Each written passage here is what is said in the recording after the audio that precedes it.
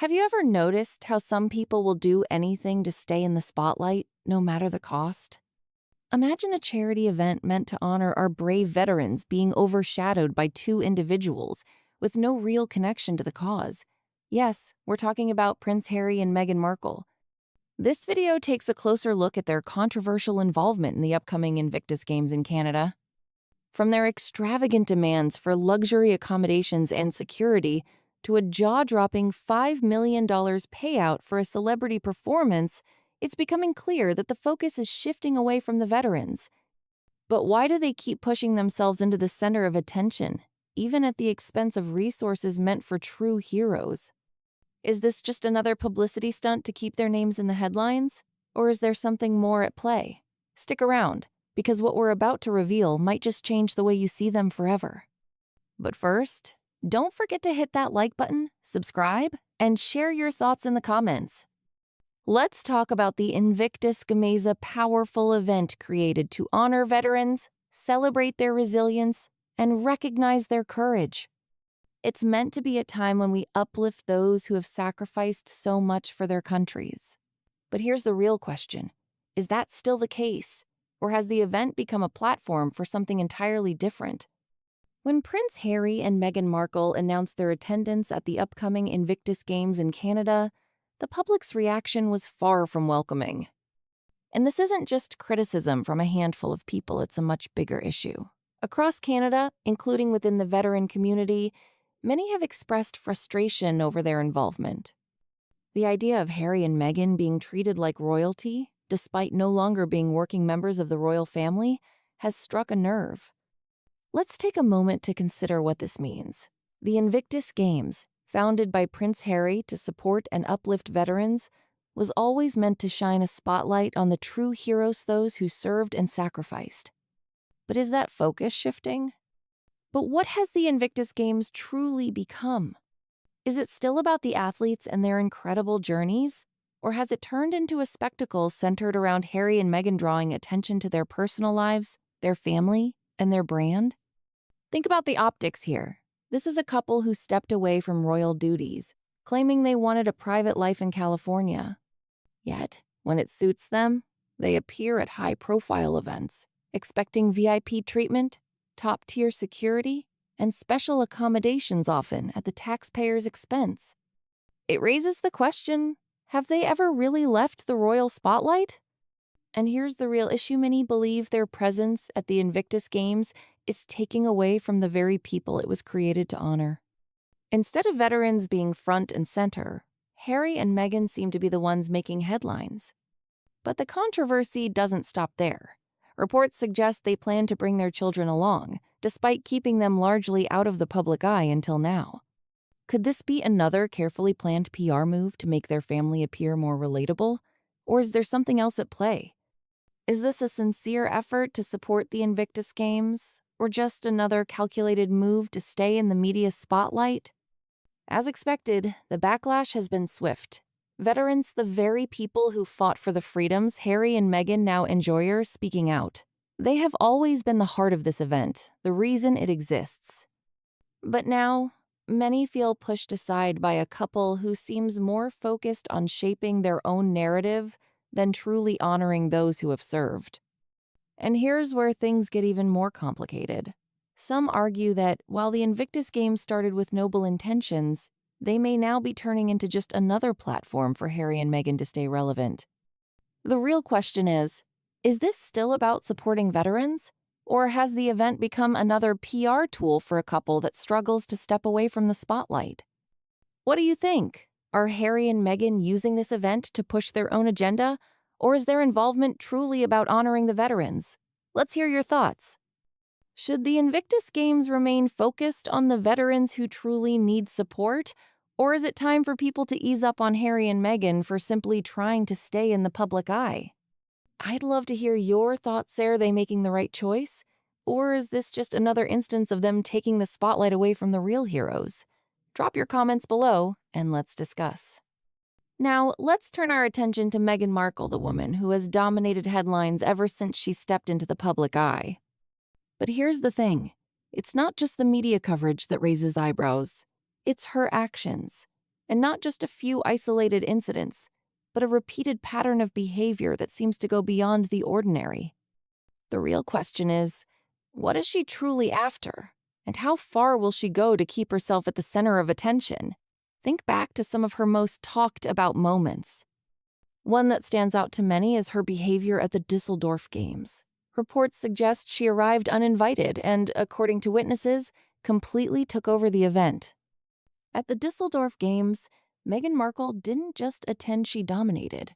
Witnesses described her as loud and overbearing, shifting the focus away from the athletes and onto herself. But it wasn't just about grabbing attention. It was the way she disregarded personal boundaries. She hugged strangers without their consent, ignoring cultural sensitivities and making many uncomfortable. Some even speculated about her erratic behavior, questioning if something else was at play. Now, take a step back and ask yourself, does this sound like someone there to genuinely support others? Or does it seem like yet another calculated effort to make the event about herself? This isn't an isolated incident. It's part of a pattern that's hard to ignore. Now, compare this to the way the royal family, particularly Prince William and Catherine, conduct themselves. Time and time again, they attend public events with one clear purpose: to shine a light on the cause, not themselves. They don't demand attention, overstep boundaries, or make headlines for the wrong reasons. Prince William and Catherine attend events with grace, humility, and a clear purpose to support the cause while staying in the background and allowing others to shine. They engage with people respectfully, making sure the focus remains where it belongs. With Meghan, however, it's a different story. Her actions often seem calculated, as if every move is part of a larger strategy to stay relevant and keep her name in the spotlight.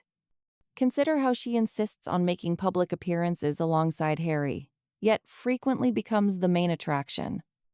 Many are now questioning whether she is truly there to support the cause, or if it's just another opportunity to position herself at the center of attention. So where does this leave us? Some argue that Meghan is simply trying to help and do her part. Others believe her actions reveal a troubling lack of self-awareness and, even worse, a disregard for the event and the veterans it was created to honor. Should a charity event like this remain focused on veterans? Or is it acceptable for it to become a platform for Meghan to continue building her personal brand? And then there's another angle to consider: what role does the media play in all of this? The media seems all too eager to cover Meghan's every move, every appearance, no matter how controversial. But could they be fueling this behavior by giving her the attention she craves instead of holding her accountable? We've seen this before. Take her Oprah interview, for example. Many of the claims made were never truly challenged or scrutinized, yet the coverage continued without question. Is this really the kind of media attention we should encourage? So, let me ask, do Meghan's actions reflect someone genuinely trying to make a positive impact? Or is this all part of a bigger, more self-serving strategy? Do we allow this kind of behavior to continue simply because it's entertaining? Or is it time to say enough is enough? I'd love to hear your thoughts.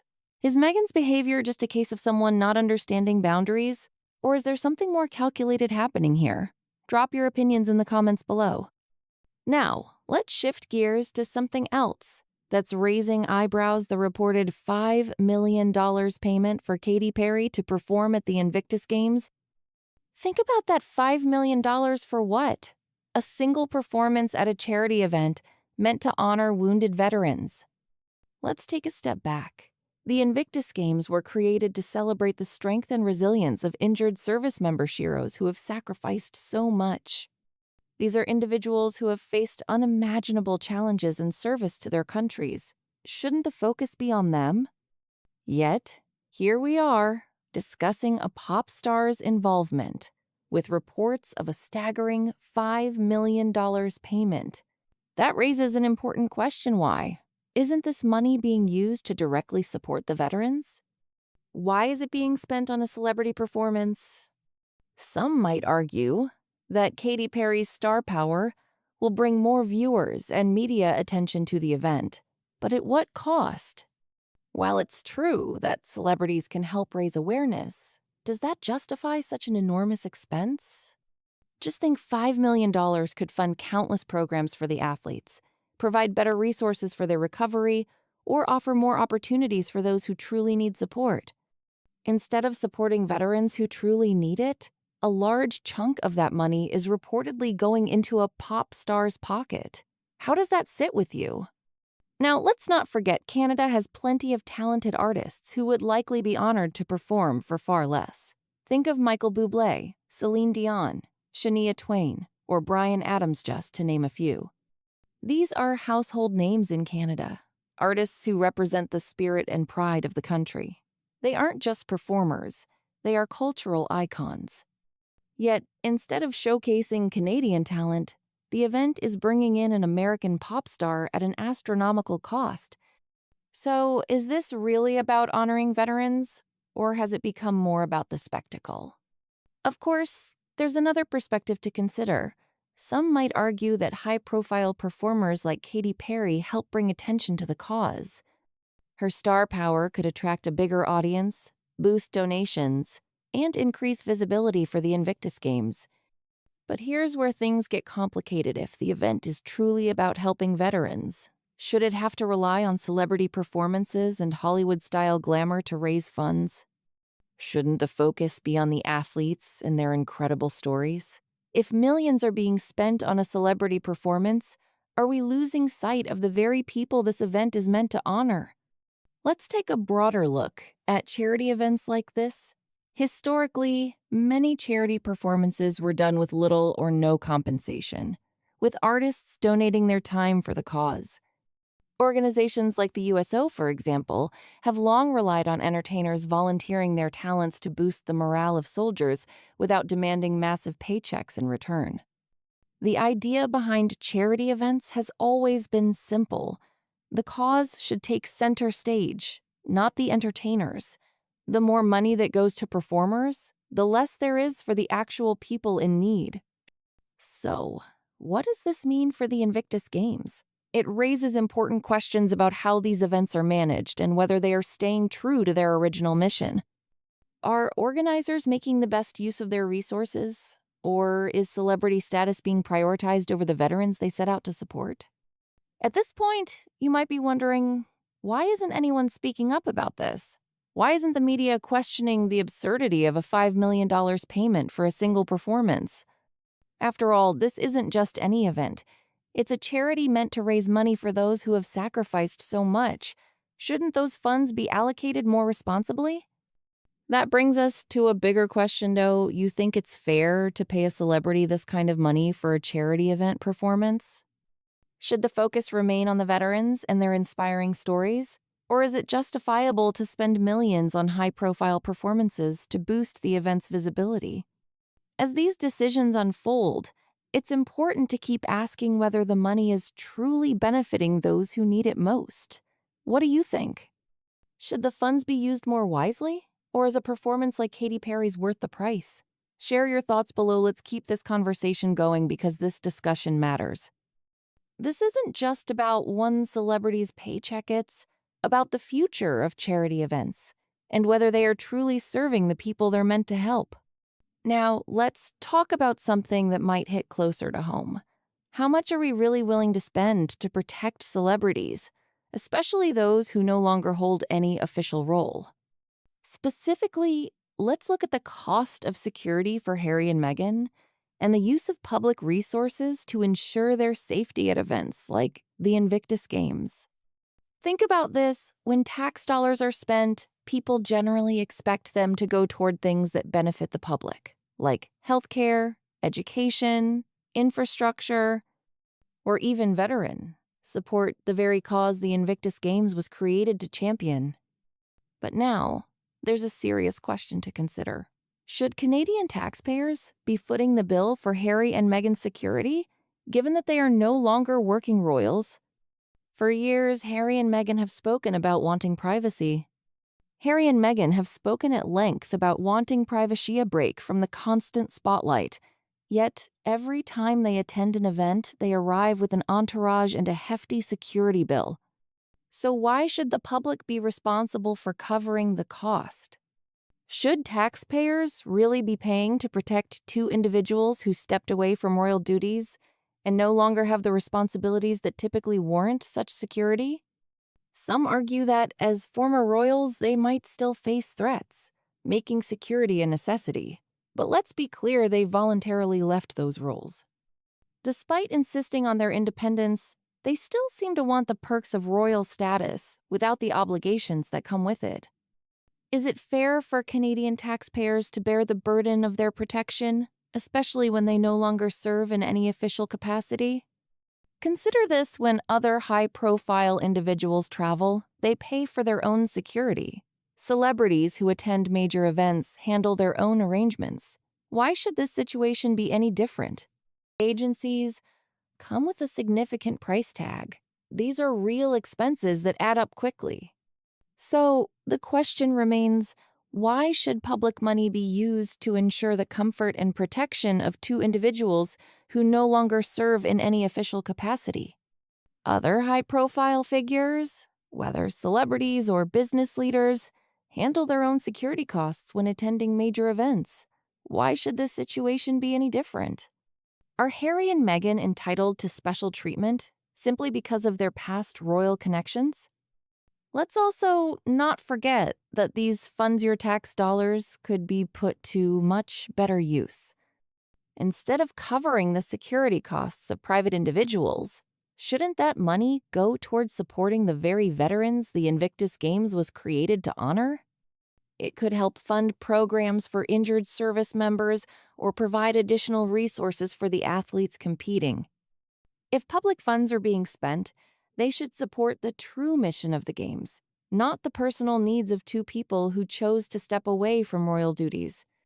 Take full financial responsibility for their security, just like any other private citizens. Many argue that if Harry and Meghan want to live independently and make their own choices, whether through media deals, brand partnerships, or high-profile appearances, then they should also be responsible for the expenses that come with that lifestyle, including security. After all, other public figures, from Hollywood celebrities to business leaders, don't rely on taxpayer money for their protection when they travel. On the other hand, some may argue that their royal past puts them at unique risk, and security is a necessity rather than a luxury. But if that's the case, shouldn't it be their personal responsibility to manage and pay for it, rather than relying on public funds? So, where do you stand on this? Should Canadian taxpayers be footing the bill for Harry and Meghan's security at events like the Invictus Games, or should they handle it themselves? Let's discuss. Stage for celebrity spectacle and personal branding? At the heart of this conversation is the issue of priorities. Are we ensuring that veterans, the real heroes of the Invictus Games, get the recognition, support, and financial resources they deserve? Or are we seeing yet another example of public funds and charitable efforts being overshadowed by celebrity involvement? Are Harry and Meghan seeking royal privileges without the responsibilities that come with them? As they continue to receive taxpayer-funded security, are we supporting their desire for a royal-like status, or simply providing for individuals who no longer serve in the roles that once justified such treatment? More importantly, are their efforts truly about helping veterans, or is this just another carefully crafted PR move? Should the public keep funding their luxurious lifestyle and protection, or is it time for them to cover their own expenses? I'd love to hear your thoughts. Share your opinions in the comments. Your perspective matters, and this conversation doesn't end here.